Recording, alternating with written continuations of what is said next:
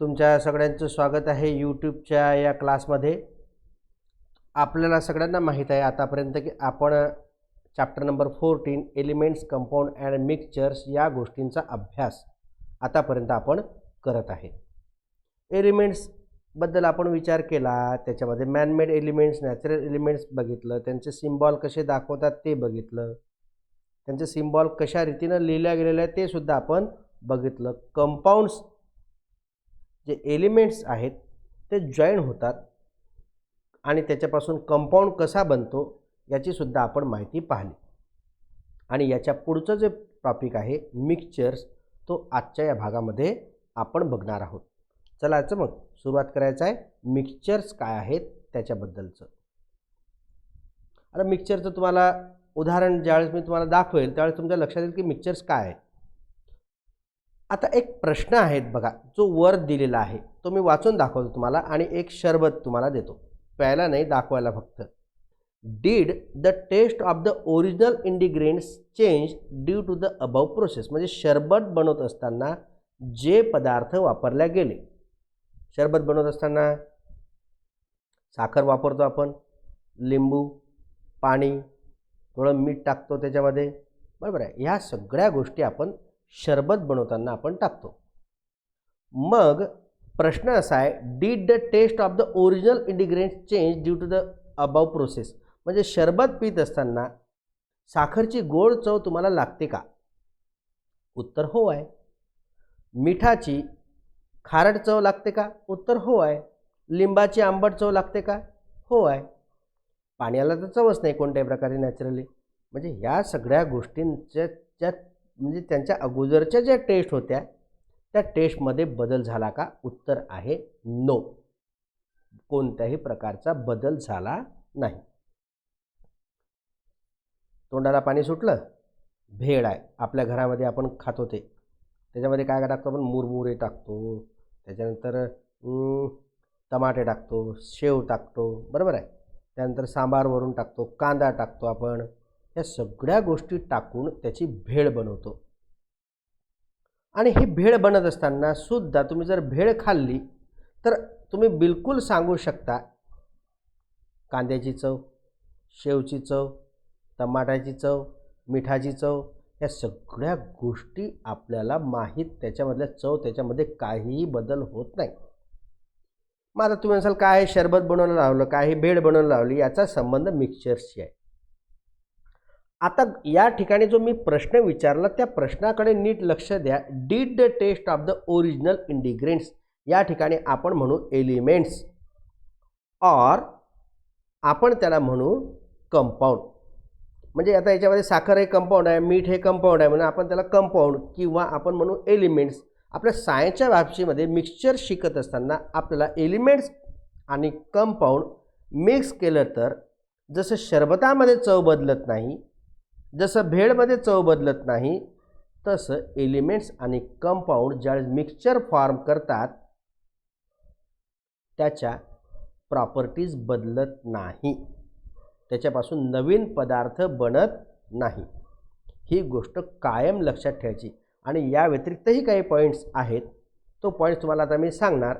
त्याच्यामध्ये आहे की याच्यामधले जे कन्स्टिट्यूटिंग एलिमेंट्स आहेत त्याचं पर्सेंटेज फिक्स नाही, त्याचं पर्सेंटेज जे आहे ते फिक्स नाही. उदाहरणार्थ समजा एखादा जो आहे, एक जण काय करेल, खारट भेळ करेल, एखादा गोड शरबत करेल, आंबटडक शरबत करेल, काही प्रमाण फिक्स नाही आहे. पण कंपाऊंडच्या बाबतीत तसं होतं का? नाही. कंपाऊंडच्या बाबतीमध्ये फिक्स होतं. म्हणजे पाणी माझ्या घरी असलं, मी पितो, त्याच्यामध्येही हायड्रोजनचे 2 ॲटम, ऑक्सिजनचा एक ॲटम आहे. तुमच्या घरी येणारं पाणी त्याच्यामध्ये तेच आहे, दुसऱ्या गावाला गेलं त्याच्या घरी तेच आहे, श्रीमंताच्या घरी बी गेलं तरी तेच आहे, गरिबाच्या घरी गेलं तरी पाणी तेच आहे. मिक्सचर या कंपाऊंडमध्ये त्या कन्स्टिट्यूटिंग एलिमेंटचं पर्सेंटेज बदलत नाही. जर बदललं तर वेगळाच पदार्थ फॉर्म होतो, त्याची आपण चर्चा करणार नाही. पण मिक्सचरच्या बाबतीमध्ये कन्स्टिट्यूटिंग एलिमेंट्स आणि कन्स्टिट्यूटिंग कंपाऊंड्स यांच्या प्रॉपर्टीज बदलत नाही, त्यांचं जे पर्सेंटेज आहे ते सुद्धा व्हेरी होऊ शकते. ह्या गोष्टी मिक्सचरच्या बाबतीमध्ये लक्षात ठेवायच्या. आणि आता आपण मिक्सचरला ॲक्च्युअल सायंटिफिक जे रित्या जे आहे, भेळ वगैरे नाही करायचं आपल्याला, हे एक्झाम्पल्स आहे मिक्सचरचे, पण आपल्याला काही प्रॉपर्टीज पाहायचे आहेत. 3 प्रॉपर्टी माझ्या मागे आहे. सांगितल्यानंतर स्क्रीनशॉट काढणे, वही लिहिणे, प्रॉपर्टीज ऑफ मिक्सचर हे हेडिंग टाकणे, त्याच्या खाली 1 नंबर 2 नंबर 3 नंबर लिहायचं आणि मग जे आहे हे जे आहेत जे दाखवतो मी ते तुम्हाला लिहायचं आहे. पहिली प्रॉपर्टी मिक्सचरची आहे, a mixture is formed by mixing different elements or compound. Mixture तयार होत असताना वेगवेगळ्या प्रकारचे एलिमेंट्स वापरले जाऊ शकतात किंवा कंपाऊंड्स वापरले जाऊ शकतात किंवा एलिमेंट आणि कंपाऊंडचा दोघांचाही वापर केला जाऊ शकतो, बंधन नाही. ही पहिली प्रॉपर्टी आहे कोणाची? मिक्सचरची. दुसरी प्रॉपर्टी मिक्सचरची काय आहे? The proportion of the various compounds in a mixture is not fix. त्याचं जे प्रपोर्शन आहे ते फिक्स नाही आहे, ते व्हेरी होऊ शकते. त्याच्यामध्ये कोणत्याही प्रकार, जसं आंबट जास्तीत जास्त काय होईल, जास्त लिंबू पडलं तर आंबटडक शरबत होईल, जास्त साखर पडली तर गोड शरबत होईल. पण शरबतच आहे. शरबतला म्हणजे गोड झालं म्हणून त्याला काही वेगळं नाव दिलं आणि आंबट झालं म्हणून त्याला काही वेगळं नाव दिलं असं होणार नाही. म्हणजे the proportion of the various compounds in a mixtures is not fix. आणि तिसरी प्रॉपर्टी आपल्याला सांगता येईल, no chemical change takes place during the formation of the mixtures and no new substance is form. म्हणजे जे कन्स्टिट्यूटिंग एलिमेंट जे आहेत त्यांच्यापासून कोणता नवीन पदार्थ बनत नाही किंवा त्याच्या कोणत्याही प्रकारच्या प्रॉपर्टीजला धक्का लागत नाही, नवीन प्रॉपर्टीज त्याच्या बनत नाही. मिक्सचर्स आणि कंपाऊंडमध्ये लक्षात घ्यायचं. मग कंपाऊंडच्या बाबतीमध्ये एलिमेंटचं पर्सेंटेज फिक्स होतं, नवाच बनला. पण कंपाऊंडच्या म्हणजे मिक्सचरच्या बाबतीमध्ये तसं काही नाही आहे. हे 3 पॉईंट तुम्हाला मागे दाखवून दिले, ते तुम्ही पहा. आपल्या पुस्तकातलं जे तुम्हाला हा भाग दिसून राहिला असेल मिक्सचर्सचा, त्या भागामध्ये आपण 2 प्रश्न विचारलेला कॅन यू टेलच्या अंतर्गत आपण त्याच्यावर थोडंसं फोकस केलं. त्यातला पहिला प्रश्न आहे, what are the mixtures used in a everyday life. कोणते मिक्सचर्स आहेत की ज्यांचा आपण दैनंदिन जीवनामध्ये वापर करतो. 2 तर उदाहरण मी तुम्हाला सांगितलं, शरबत सांगितलं, त्यानंतर भेळ सांगितलं. आणखी काय आहे ते बघू. The mixtures use in everyday life are food. आपलं अन्नसुद्धा मिक्सचर्स आहे. त्याच्यामध्ये खारट गोड सगळ्या प्रकारच्या चवी आपल्याला लागतात, ते सुद्धा आपलं हे आहे. मिल्क, आपण दुधापासून दूध आणतो, ते सुद्धा हे मिक्सचर आहे. ते मिक्सचर्स आहेत फॅट्सचं, प्रोटीनचं, ग्लुकोज म्हणजे त्याला आपण शुगर म्हणतो त्यांचं, आणि आणखी काही आहे त्याचं. Cold drink, Thums Up, Coca Cola जे आहेत ते सुद्धा काय आहेत? मिक्सचर्स आहेत. परफ्यूम, अत्तर जे आहे हे मिक्सचर्स आहे. आणि आपल्या घरामध्ये जे सिमेंट आपण आणतो बांधकाम करण्यासाठी ते सुद्धा काय आहे? मिक्सचर्स आहे. मग ह्या आपल्या दैनंदिन जीवनातल्या ज्या आहेत हे मिक्सचरचे उदाहरण आहेत. प्रश्न आणि त्याचं दिलेलं मी तुम्हाला उत्तर तुमच्या वहीमध्ये लिहायचं आहे. दुसरा प्रश्न अजून पेंडिंग आहे. दुसरा प्रश्न काय आहे? Are all mixtures are useful to us. जेवढे काही मिक्सचर्स आहेत तुम्हाला युजफुल आहेत का? तुम्ही सर वा भेळ तर आहे, शरबत बी आहे, चहाचे उदाहरण आहे, सिमेंटही उपयोगाचं आहे. थांबा, अजून थांबा. सगळेच मिक्सचर आपल्याला युजफुल नाही. काही युजफुल म्हणजे काही मिक्सचरचे आहेत ते हार्मफुल सुद्धा आहेत. कसे आहेत ते आता आपण बघू. चला बघा. All mixtures are useful to us? No. Mixtures like smoke, धूर देखील मिक्सचर्स आहेत. ॲडल्ट्रेटेड फूडस्टफ म्हणजे भेसळयुक्त अन्न, बरोबर आहे ना. कधी कधी तुम्ही पाहसाल की दुधामध्ये पाणी टाकतात, मग युरिया बी टाकतात किंवा काही पदार्थ टाकतात त्याच्यामध्ये, किंवा आपण जे किराणा दुकानातून आणतो त्याही गोष्टीमध्ये पुष्कळशा गोष्टी मिक्स केलेल्या असतात, खडे मिक्स असतात समजा अन्नामध्ये. युजफुल आहेत का ते? नाही. म्हणजे सगळेच मिक्सचर काही युजफुल आहेत असं काही नाही. याचं उत्तर आपल्याला नो असं द्यावं लागेल. प्रश्न आणि त्याच्या खाली उत्तर काय करायचं आहे? वहीमध्ये लिहायचं आहे, आपल्या रजिस्टरमध्ये लिहायचं आहे. आता आपण काही महत्त्वाचे मुद्दे पाहू. Adulteration is a mixing of unwanted substance is any foodstuff. तुम्ही दुकानामध्ये जाता, तुमची अपेक्षा काय असते की माझे पैसे गेले, मला चांगली वस्तू भेटली पाहिजे. परंतु दुकानदाराचं म्हणणं काय आहे?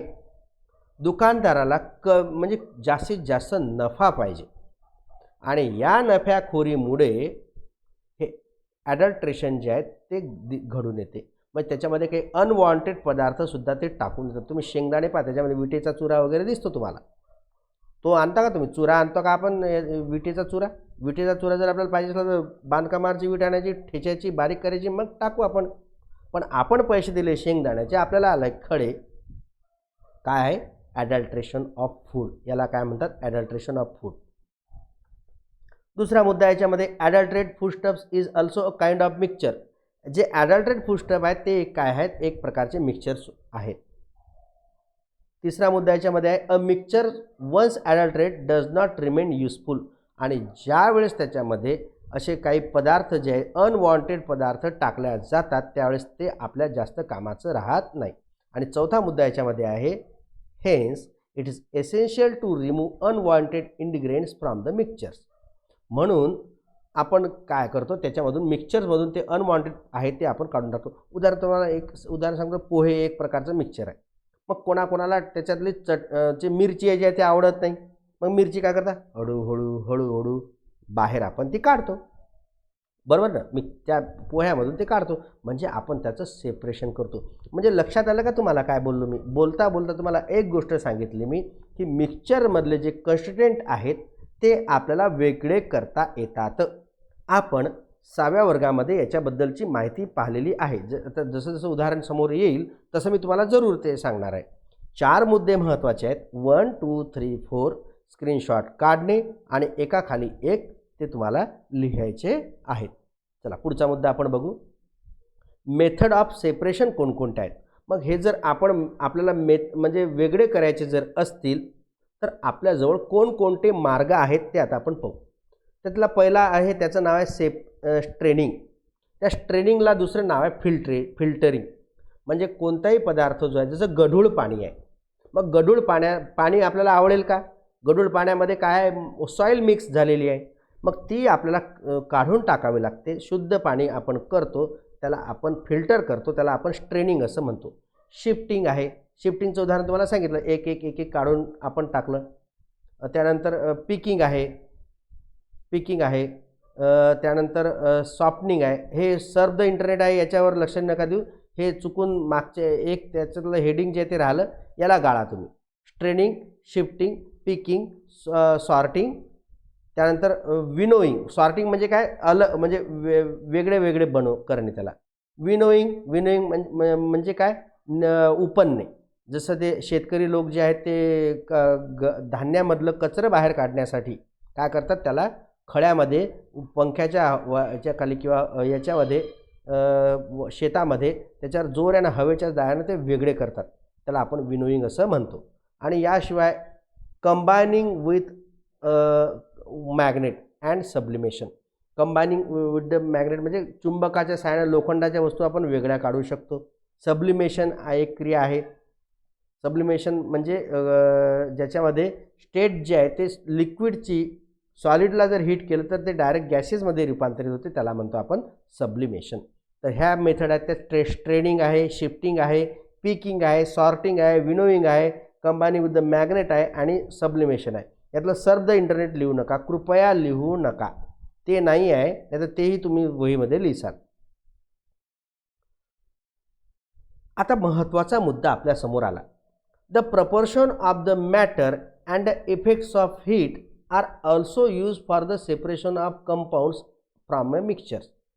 म्हणजे बघा, प्रॉपर्टीज ऑफ द मॅटर, कधी कधी काही मॅटरच्या ज्या प्रॉपर्टीज आहेत त्यासुद्धा कारणीभूत असतात. आपण त्यांचा वापर करून त्यांना वेगळं काढू शकतो. उदाहरणार्थ कॅम्फर म्हणजे काय?